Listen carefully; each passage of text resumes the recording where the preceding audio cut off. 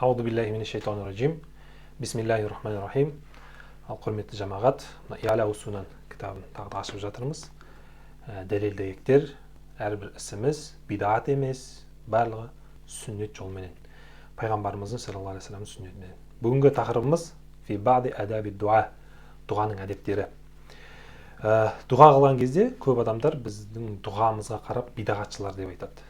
Ол дұрыс емес. Біздің дұғамыз барлығы сүннетпен келеді. Яғни пайғамбарымыздың саллаллаху алейхи вассаламның хадистерімен.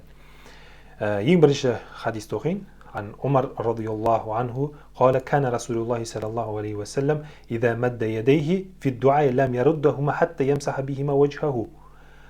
Умар радиаллаху анху айтады, пайғамбарымыз саллаллаху алейхи вассалам әрқашанда намаз әрқашанда дұға қылған кезде қолын созатын еді дейді.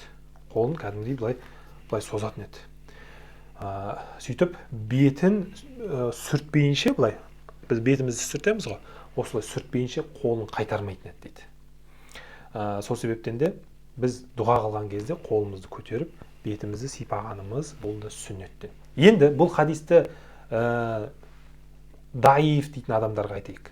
Ахраджаху Тирмизи, бұл хадисті имам Тирмизи рахматуллахи айтады. Уалаху шауахидун, және ол хадистің шауахидтері бар. Бұл хадистің ішіндегі шауахидтер минха хадис Ибн Аббас радиаллаху анхума, яғни ол Ибн Аббас радиаллаху анхумадан жеткен хадистер. Абу Даудта және де басқа да кітаптарда. Енді бұл хадистер мейлі ол даиф болсын, бірақ усул бар. Бұл усулмен барлық мұхаддис ғалымдар ұстанады. Барлық фиқ ғалымдар ұстанады. Усул фиқ. Мәжмууха яқтади аннаху хадисун хасанун. Барлық әлсіз хадисті жинаған кезде қандай хадис шығады? Хасан дәрежесіне жетеді.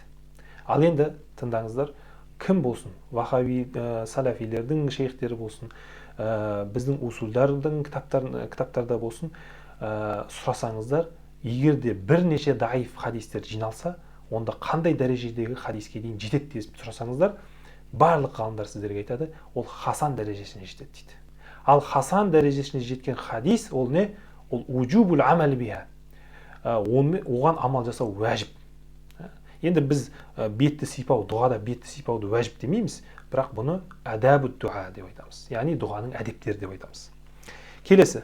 عن سلمان رضي الله عنه قال رسول الله صلى الله عليه وسلم إن ربكم حي كريم يستحي من عباده إذا رفع إليه يديه أن يردهما صفرا. Сальман радиаллаху анхудан жеткен хадисте пайғамбарымыз саллаллаху алейхи вассалам айтады, сендердің раббыларың хайюн, ол тірі, Алладан сұраңдар дейді, ол білет барлығын дейді, кәримун, жомарт дейді. Және де өзінің сапарда жүріп қолын созып Алладан сұраған қолынан ұялады дейді Аллах тағала. Ахраджахул арбаату, бұл хадисті 4 мұхадис жеткізеді, тек Насаи ғана жеткізбейді екен. Бірақ бұл хадисті имам Хаким бұны сахих деп айтқан екен. Енді тағы да басқа хадиске көшейік. Бұл хадисті бір түсіндік. Ибн Аббас радиаллаху анхумадан жеткен хадисте анна Расулуллах саллаллаху алейхи вассалам қала хадал ихлас, бұл ихлас деп айтқан пайғамбарымыз саллаллаху алейхи вассалам, юширу би исбиахи аллати ал-ибхам ва хада дуа. Пайғамбарымыз саллаллаху алейхи вассалам өзінің мына сұқ саусағымен көрсетіп, сөйтіп айтқан екен. Бұл дұға деп айтқан екен, дұға.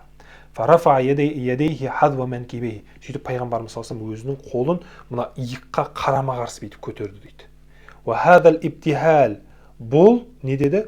Бұл иптихал, жалбарыну деді.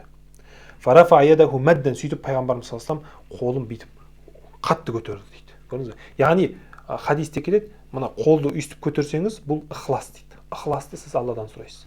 Ал қолыңызды одан сайын қатты көтерсеңіз, бұл жалбарыну, Алладан жалбарынып тұрып сұрайсыз деген хадис. Ахраджахул Хаким, бұл хадисті Хаким риуаят етеді. Уасахаху, және бұл хадисті Мустадрак Хаким сахих деп айтқан екен. Байхақи өзінің сунанында риуаят етеді. Енді тағы да бір хадис. Абу Бакрата радиаллаху анхудан марфуғ жеткен хадисі. Салюллаха би бутуни акуффикум.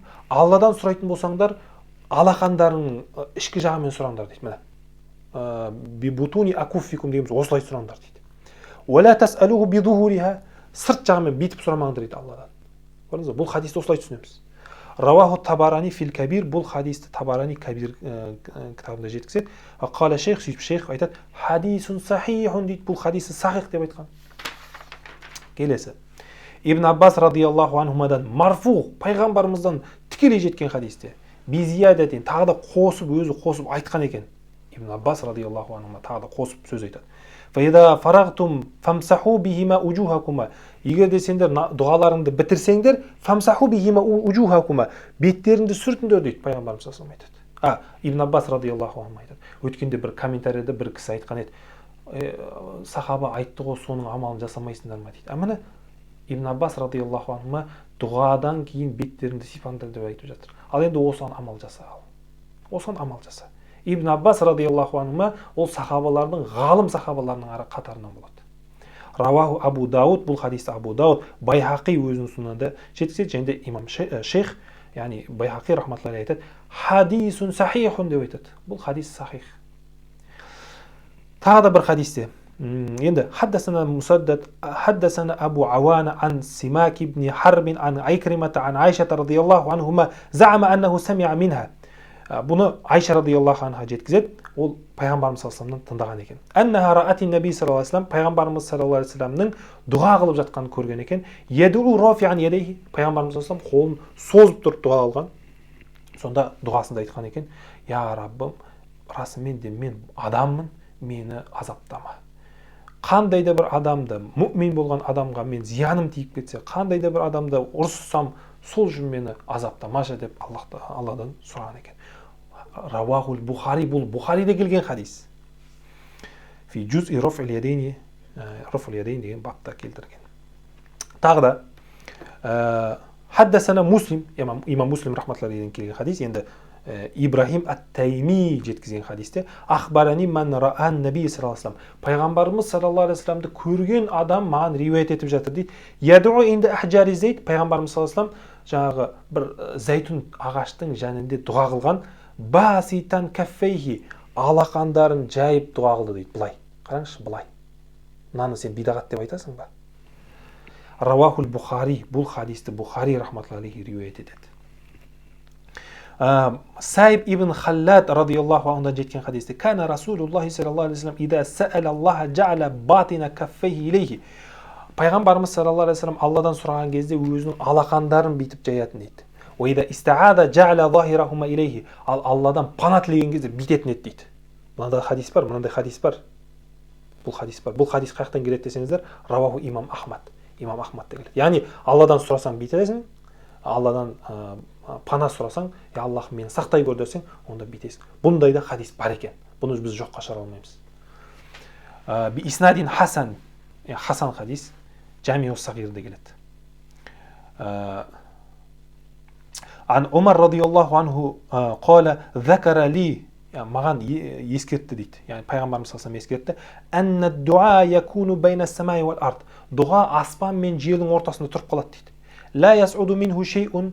Дұға ары қарай өтпейді. "Хатта юсалли аля наби саллаллаху алейхи ва саллям." Пайғамбарымыз саллаллаху алейхи ва салламға салауат айтпайынша дейді. Яғни дұға етіп жатқан кезде пайғамбарымыз саллаллаху алейхи ва салламға салауат айтсаңыз, ары қарай иншалла жетеді екен.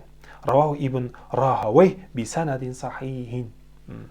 Ан Анас ибн Малик радиаллаху анху марфуан. Анас ибн Малик радиаллаху анхудан марфу дегеніміз тікелей пайғамбарымыз саллаллаху алейхи ва салламнан жеткен хадисте: "Куллу дуаин махджубун." Әрбір дұға ол махджуб, тұрып қалады дейді. Бармайды ары қарай. "Хатта юсалли аля наби саллаллаху алейхи ва саллям." Пайғамбарымыз саллаллаху алейхи ва салламға салауат айтпайынша дейді. Сол үшін дұғаңызда пайғамбарымыз саллаллаху алейхи ва салламға салауат айтыңыз.